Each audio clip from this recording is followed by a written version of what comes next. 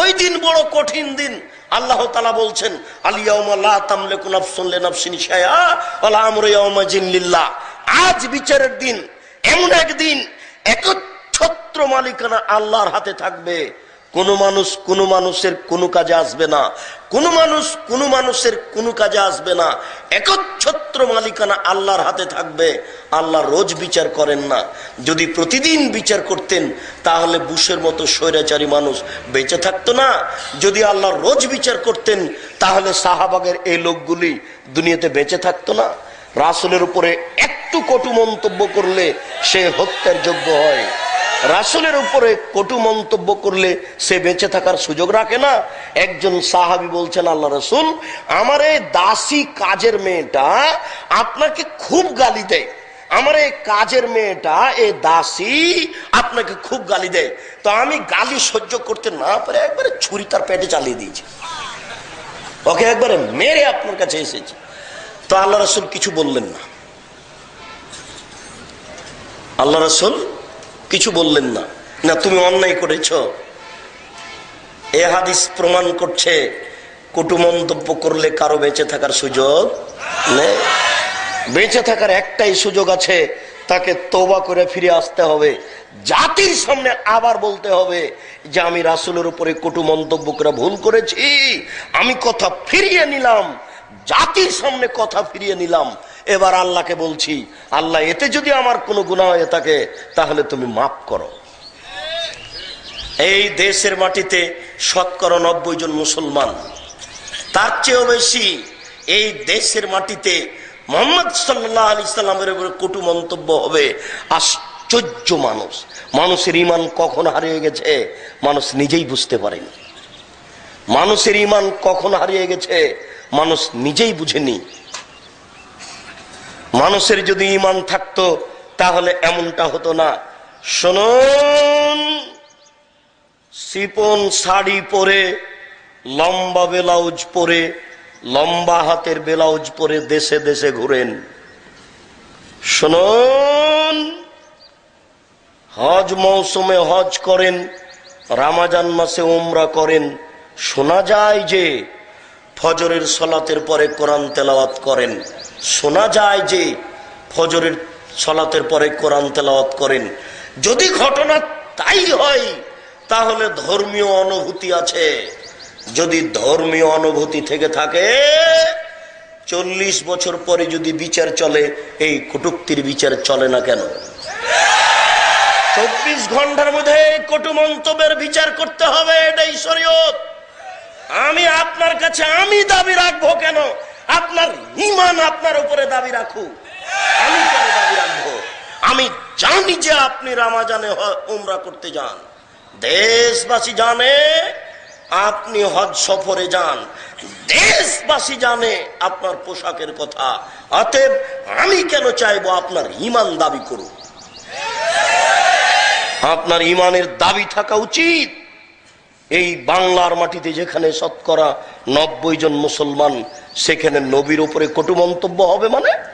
আপনার মতো এরকম ধর্মীয় অনুভূতি মানুষের নেতৃত্ব দেওয়ার চেয়ে মাটির নিচে যাওয়া ভালো।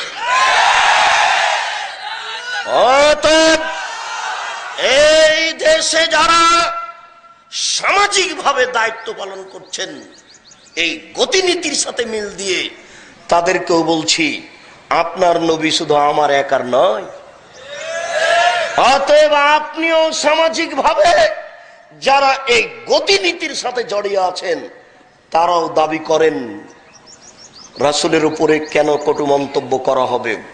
ও তুরাগ নদীর তীরে পেশাব পায়খানার উপরে লক্ষ লক্ষ জনগণের সামনে হাত তুলে দোয়া করা ব্যক্তি, আপনার সামনেও দেশের নেতা নেত্রী থাকে, দেশবাসী থাকে, আজকে আপনি কোথায়? আপনিও কেন জোরালো দাবি করছেন না রাসূলের উপরে কেন কটু মন্তব্য করা হবে? অতএব দেশে যারা নেতৃত্ব দিচ্ছে তাদেরকে জোরালো ভাবে বলতে চাই, আপনি তুরাগ নদীর তীরে বলুন, অবশ্যই কটু মন্তব্যের বিচার হতে হবে। শুনুন, যারা এই দেশে হিসাবে দায়িত্ব পালন করছেন আমাদের খুব ভালো জানা আছে। ভোটের সময় নেতারা কিন্তু আপনাদের বাড়িতে যান দোয়া নিতে। যারা পীর হিসাবে দেশে আছেন, নেতারা ভোটের সময় আপনাদের কাছে দোয়া নিতে যায়, আপনাদের কবরে দোয়া নিতে যায়, আপনারা পীরের কাছে দোয়া নিতে যায়।